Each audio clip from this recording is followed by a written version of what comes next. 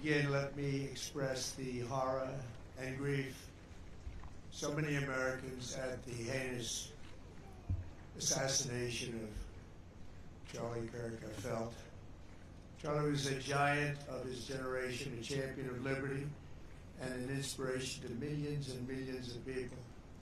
Our prayers are with his wonderful wife, Eric, and his beautiful children. Fantastic people they are. We miss him greatly, yet I have no doubt that Charlie's voice and the courage he put into the hearts of countless people, especially young people, will live on.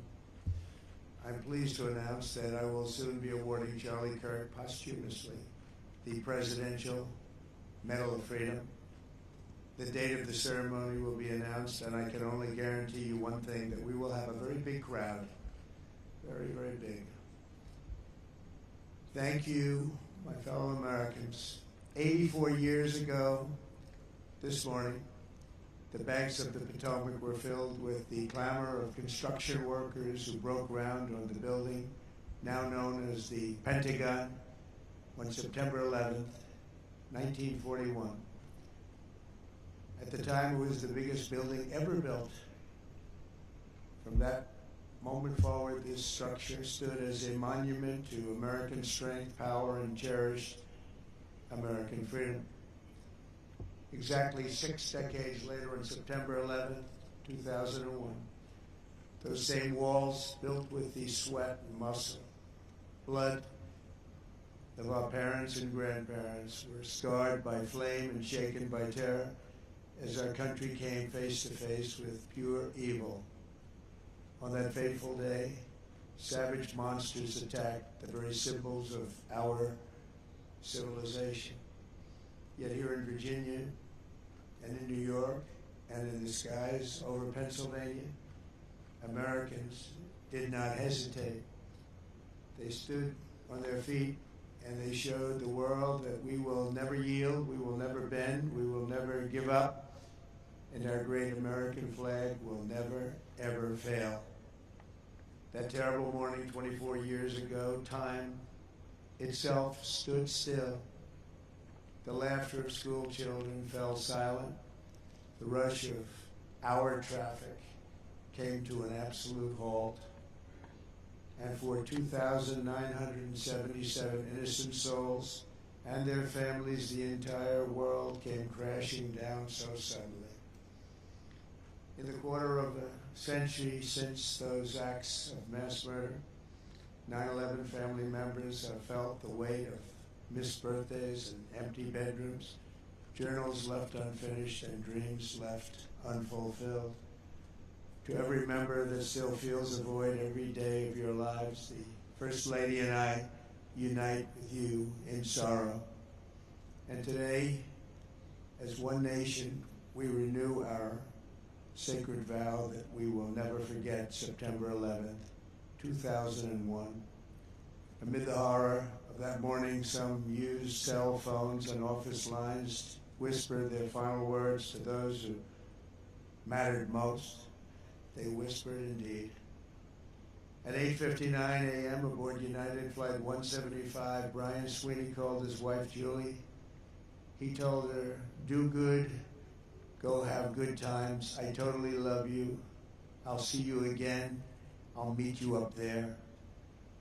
4 minutes later, his plane hit the south tower of the World Trade Center. At 9:12 a.m. aboard American Airlines Flight 77, Renee May called her mom. Just the day before, Renee had learned that she was 7 weeks pregnant, but she never got the chance to share the news. She simply said, "I love you, Mom." 25 minutes later, Renee's plane struck the Pentagon. So violent a strike it was. At 9:53 a.m. aboard United Flight 93, Elizabeth Wayneo called her stepmom. They're getting ready to break into the cockpit. What do? I love you so much. They're going to break in. 10 minutes later, Flight 93 ended in the hallowed field near Shanksville, Pennsylvania. At 10:25 a.m., Tom McGinnis was trapped on the 92nd floor of the North Tower when he told his wonderful wife, Elena, on the phone, "There are people jumping from the floors above us. If we get out of here, it'll be a total miracle. I love you, darling. Take care of Caitlin, beautiful daughter." 3 minutes later, the tower fell. Out of the ash, we witnessed the awesome power of that incredible love. We've seen it rise again. Out of the wreckage, we watched unbelievable courage suddenly take form. And out of the darkness, we saw the timeless truth of American character shine for the world to see. In America, we take blows, but we never buckle. We bleed, but we do not bow. And we defy the fear, endure the flames, and emerge from the crucible of every hardship stronger, prouder, and greater than ever before. Last year, we were a dead country. Now we have the hottest country anywhere in the world. In New York, there were heroes like Chuck Costello, a 46-year-old elevator mechanic, and a member of the Knights of Columbus. He selflessly ran into the World Trade Center to free people trapped in the elevators. His body was not found until the following January, deep under the debris. While going through his belongings, Chuck's widow, Mary, a phenomenal woman, discovered a personal prayer written in his own words, "Help me to light the way for those in the dark, and when I enter the darkness, let me not panic, but patiently wait to remember the light." Beautiful words. When the time came, Chuck ran boldly into the darkness of hell on earth, and now he shines in the light of heaven above. We remember him this morning. That day we learned that the American heroic spirit was all around us. We saw it in the police officers, the great firefighters, the service members here at the Pentagon, and in the hearts of every American who answered history's call. One such hero was Army Sergeant First Class Steve Workman, who was on the edge of the impact zone when this incredible Pentagon was hit. He was right there. After leading hundreds of people to escape routes, Steve turned back and plunged into the inferno itself. Pushing through the debris, he came upon a severely burned Navy lieutenant, the only survivor from the Navy Command Center. Only one. The wounded lieutenant looked into Steve's soul and said, "Don't let me die." Steve replied, "I won't. I've got you. Just hang on." He wheeled the lieutenant out of the wreckage on the back of a maintenance cart before getting in the ambulance and taking him to Walter Reed Hospital. That man Steve saved, Lieutenant Kevin Schaefer, went on to join the elite team of CIA operatives who located Osama bin Laden. Steve, you're an American hero. We appreciate it. We appreciate what you've gone through. Please stand. Please stand.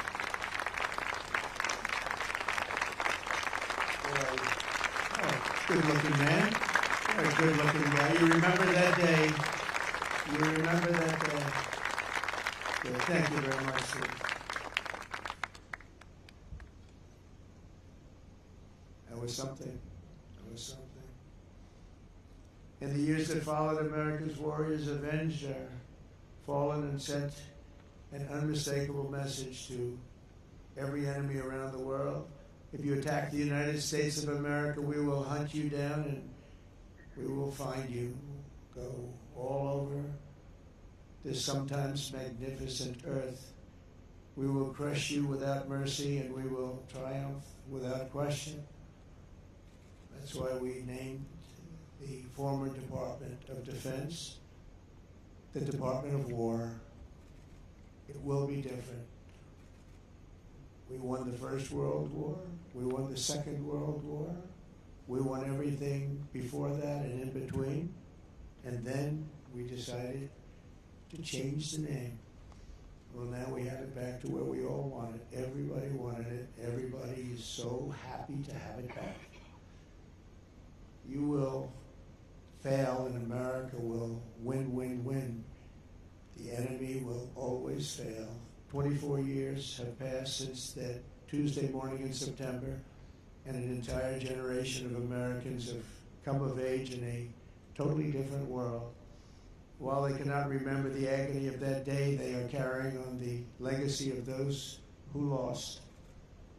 Around 8:30 a.m. on the morning of the attacks, Army Lieutenant Colonel Kip Taylor sent an email to his friends and family describing the joys of fatherhood and his excitement for the upcoming birth of his unborn son. He wrote, after you have kids, there are days that you just get going and you say, "Hi, honey, I'm home."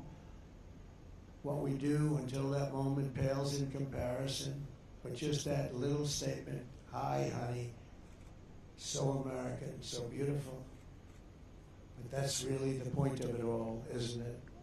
An hour after he sent that email, Flight 77 flew into Colonel Taylor's Pentagon office and claimed the life of a very proud father and true patriot. 6 weeks later, on October 25th, 2001, Colonel Taylor's son, Luke, was born. Luke then tragically lost his mom to cancer when he was just 2 years old, leaving him to be raised by his father's brother. As a young boy, Luke asked his uncle about the folded flag on the bookshelf, and when he learned about his dad's decades of devotion to the Army and the horrors of September 11th, that's when he learned. Luke carried that memory with him and joined the ROTC as a college freshman. He graduated just last year, and I'm pleased to say he is with us today as a second lieutenant and doing very well. He's rising quickly in the infantry, preparing for Army Ranger School. The spitting image of his dad, they say, Luke says that every time he puts on a uniform, he feels connected to his father and to our country. But it was a father he never knew. Luke, your parents are together in heaven, and they could not be prouder of the man that they have produced. They produced you. Those two great people produced you. Luke, please stand.